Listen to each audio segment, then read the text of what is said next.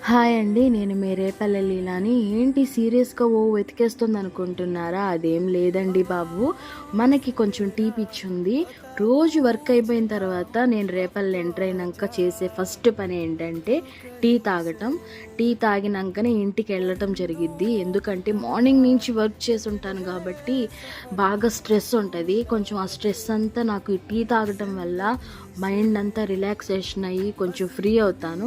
అందుకే టీ తాగే ఇంటికి వెళ్తాను. పైగా ఈరోజు బాగా వర్షం పడటం వల్ల క్రౌడ్ ఎక్కువ ఉంది. సరే వద్దులే వెళ్ళిపోదాం అనుకున్నాను కానీ మనకి మనసు సహకరించలా. తాగేసేసే ఇంటికొచ్చాను.